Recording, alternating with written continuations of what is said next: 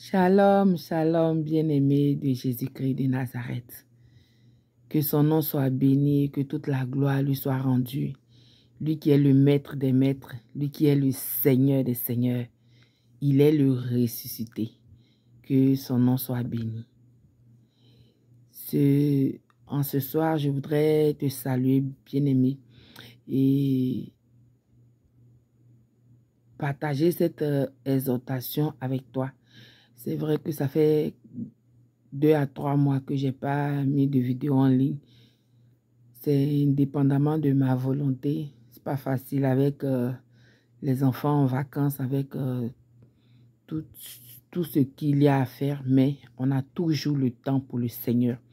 Il fallait aussi que je me retire un peu pour pouvoir prier, pour pouvoir demander aussi des orientations à Dieu par rapport à cette mission qu'il me confie. C'est pour sa gloire en tout cas. Alors, je bénis son nom, lui qui permet ce moment. Et je voulais partager avec toi cette exhortation tirée du livre de Luc. Luc, c'est dans le Nouveau Testament, le chapitre 24. Nous allons lire à partir du verset 1 jusqu'au verset 6. Et je lis la parole du Seigneur. Le premier jour de la semaine, elles se rendirent au sépulcre de grand matin, portant les aromates qu'elles avaient préparés. Elles trouvèrent que la pierre avait été roulée de devant le sépulcre. Et étant entrées, elles ne trouvèrent pas le corps du Seigneur Jésus. Comme elles ne savaient que penser de cela, voici 2 hommes leur apparurent en habits resplendissants. Saisies de frayeur, elles baissèrent le visage contre terre. Mais ils leur dirent: pourquoi cherchez-vous parmi les morts celui qui est vivant? Il n'est point ici, mais il est ressuscité. Souvenez-vous de quelle manière il vous a parlé lorsqu'il était encore en Galilée. Amen. Amen. C'est une parole qui me réconforte. Et ce soir, je voudrais, à travers cette exhortation, te dire que tout n'est pas perdu. Je ne sais pas la situation dans laquelle tu te trouves. Je ne sais pas quel est ton souci. Qu'est-ce qui te chagrine. Mais la Bible nous dit que Jésus-Christ est ressuscité. Le Seigneur Jésus est venu sur la terre pour une mission bien précise. Il a quitté son trône de gloire. Il a laissé tout ce qui est royauté, gloire et autres. Et il s'est fait petit en venant sur la terre. Il n'est pas né dans une famille de riches. Il est né dans une famille modeste. Il était parmi les personnes de rang, de niveau, on va dire peut-être de niveau inférieur. Il était parmi avec le bas peuple. Il s'est fait petit pour nous. Et il est venu sur la terre pour accomplir une mission bien particulière, celle de donner sa vie, celle de payer pour nos dettes, pour nos fautes, de sorte à ce que quiconque croit en lui ne périsse point, mais qu'il ait la vie éternelle. Jésus-Christ est venu pour que celui qui croit en lui soit sauvé. C'est pourquoi, bien-aimé, je voudrais ce soir, au travers de ce passage, qui peut-être te concerne, qui moi aussi me concerne, te dire que tout n'est pas perdu, te dire que tout est possible parce que Jésus-Christ est ressuscité. Vous savez, il y a des tombes et sur ces tombes, ils sont inscrits le nom de ces personnes. Mais sur la tombe de Jésus-Christ, il n'y a plus de corps. Il n'y a plus de corps parce qu'il n'est plus dans le tombeau. Comme il a dit, comme il a promis, le 3e jour, il est ressuscité d'entre les morts. Et ce passage-là nous démontre que réellement il est ressuscité. Les femmes sont parties avec des aromates pour embaumer son corps. Et quand elles sont allées, la pierre qui était devant, la grosse pierre qui était devant le sépulcre, cette grosse pierre avait été roulée. Gloire soit rendue à Dieu. Oh, louange à Dieu. Cette grosse pierre n'a pas pu empêcher mon sauveur de sortir de la croix. Il y avait des soldats qui étaient là, qui gardaient le tombeau de Jésus-Christ. Mais ces soldats n'ont pas pu empêcher que Jésus-Christ ressuscite d'entre les morts. Rien n'a empêché la résurrection de notre Seigneur, de notre Sauveur, Jésus-Christ de Nazareth. C'est pour te dire, bien-aimé, que malgré ta situation, Jésus-Christ est ressuscité et il est capable de grandes choses. Il est capable de grandes choses. Mets en lui ta confiance. Il agira. Le psaume 32, le verset 5, dit « Recommande ton sort à l'Éternel ». Le psaume 37, le verset 5, dit « Recommande ton sort à l'Éternel, mets en lui ta confiance et il agira. » Il peut ne pas parler pour l'instant. Il peut laisser les choses se faire pour l'instant parce qu'il sait tout, il connaît tout. Alors, garde ta confiance en Jésus-Christ. Si tu ne le connais pas, c'est le moment de lui donner ta vie. Ne reste pas dans ton désespoir, dans ton chagrin. Ne te dis pas que tout est perdu. Et vous savez, je suis dans un pays où le taux de suicide est très, très, très élevé. Et cela me fait vraiment de la peine à chaque fois que j'apprends que quelqu'un s'est suicidé.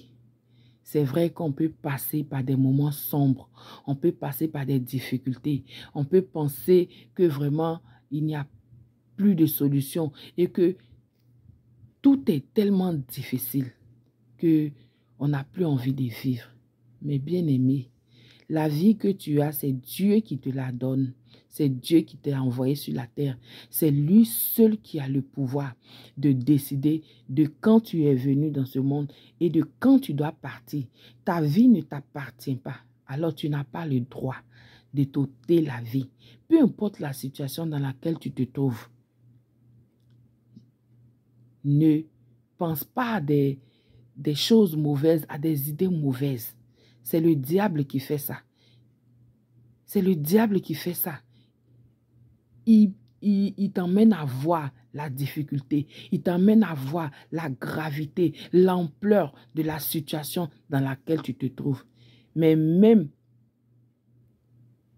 quand il y a des ténèbres partout et qu'il y a une toute petite lumière, cette toute petite lumière, elle éclaire. Bien-aimé, peu importe la longueur de la nuit, mais le jour apparaît. Alors, ne te laisse pas embobiner par le diable qui te dit qu'il n'y a plus d'espoir, qui te dit que tu es malade et qu'il n'y a plus de solution, qui te dit que tu as un souci et que ce problème qui te chagrine ne peut pas trouver de solution. Ne le laisse pas te berner, ne le laisse pas te blaguer.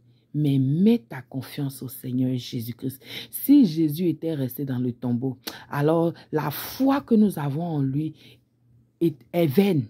Mais parce qu'il est ressuscité. La Bible dit que les hommes qui étaient habillés en des habits resplendissants, on dit, pourquoi cherchez-vous parmi les morts celui qui est vivant? Oui, Jésus-Christ n'est plus parmi les morts, mais il est ressuscité. Il est vivant pour les siècles des siècles. Et il est assis sur son trône de gloire.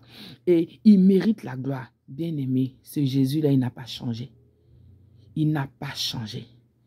Si tu ne le connais pas encore, donne-lui ta vie. Accepte qu'il soit ton Seigneur, qu'il soit ton Sauveur. Si tu le connais, garde la foi en lui. Continue d'espérer en lui. Car il n'a pas changé. Il n'a pas changé. Il y a une histoire dans la Bible qui me plaît tellement. C'est l'histoire de Joseph. C'est l'histoire de Joseph.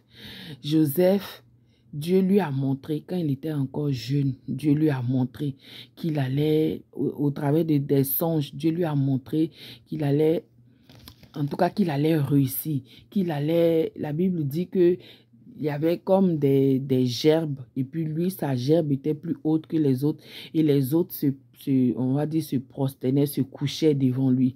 Dieu lui avait montré tout ça. Mais le temps où Dieu lui a montré et le temps d'accomplissement de ce que Dieu lui a révélé, vraiment beaucoup de temps se sont écoulés. Il a eu des difficultés. Dieu lui montre au travers des rêves qu'il sera supérieur parmi ses frères et autres. Dieu lui a montré même que, comme on appelle ça même, en tout cas, il allait être au-dessus. Mais ce n'est pas arrivé du jour au lendemain. Il est passé par des difficultés. Il a traversé des épreuves. Il a supporté des choses au point où on pouvait dire, mais attends, Dieu a dit telle chose, Dieu lui a montré telle chose, et voilà qu'il est dans la situation contraire de ce que Dieu lui a dit. Mais il a gardé la foi. Il a été intègre dans ses voies. Il avait toujours la crainte de Dieu.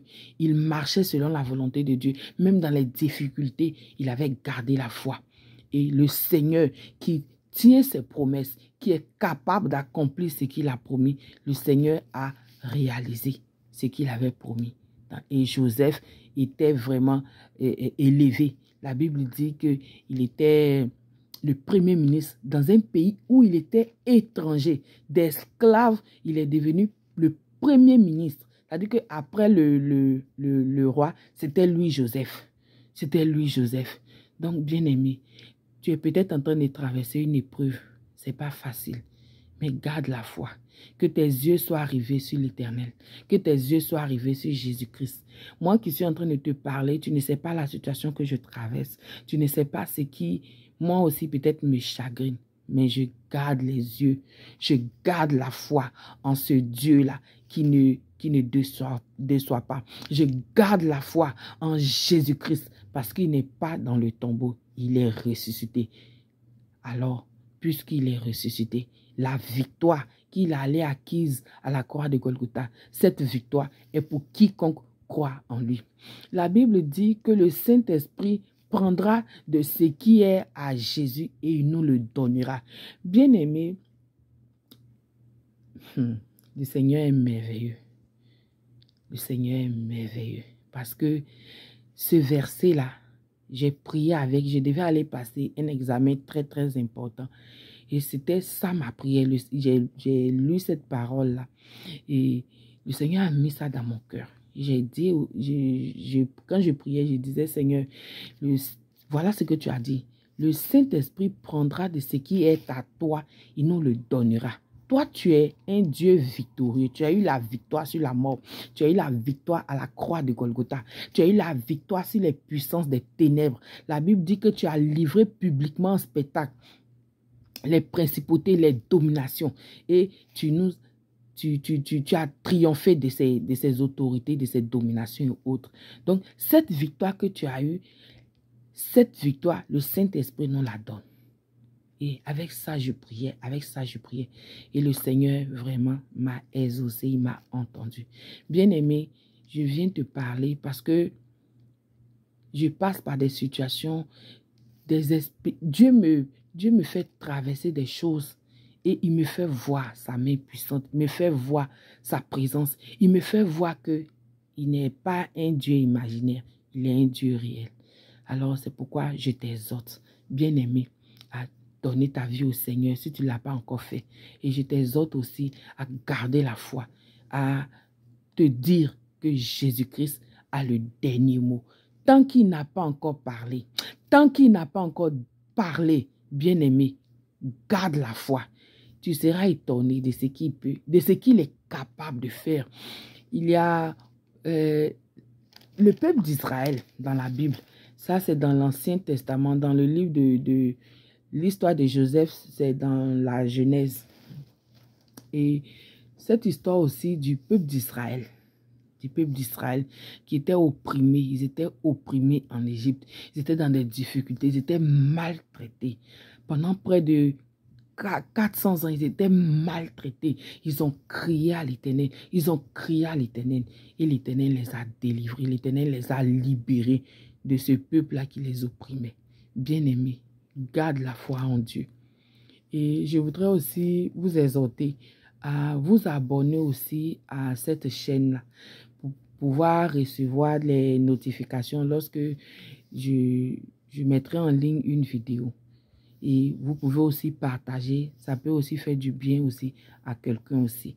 Donc, soyez bénis et que la grâce de Dieu soit sur nous, que sa paix soit en nous, au nom de Jésus-Christ. Amen.